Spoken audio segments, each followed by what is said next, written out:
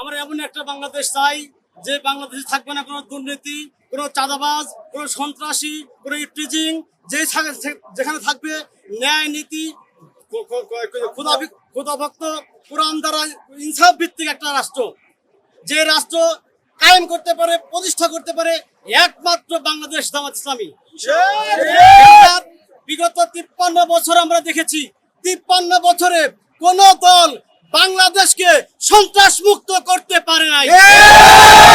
53 বছরে কোন দল বাংলাদেশকে ইফতিজি মুক্ত করতে পারে নাই। 53 বছরে কোন দল বাংলাদেশকে দুর্নীতি মুক্ত করতে পারে নাই। অথচ বিগত 4 দলীয় ঐক্যজোট সরকারের আমলে আমরা দেখেছি বাংলাদেশ জামাত ইসলাম 2টা মন্ত্রণালয় উপহার দিয়েছিল, শহীদ মৌলানা রহমান নিজামী আর আলী হাসান মোহাম্মদ মুজাহিদ।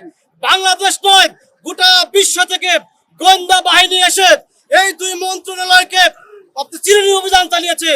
1 টাকা নয়, 1 পয়সার দুর্নীতি বের করতে পারে না। অতএব আমরা বিশ্বাস করি একমাত্র জামাত ইসলামী পারে, বাংলাদেশ জামাত ইসলামী পারে এই দেশকে একটা সোনার দেশ উপহার দিতে।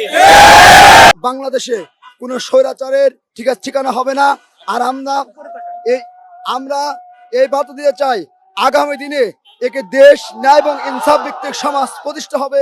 আমরা এই বার্তা দিতে চাই, আরো বার্তা দিতে চাই, বাংলা জমিনের আপামা জনতা সকল মা বোনের ন্যায্য অধিকার ফিরে পাবে।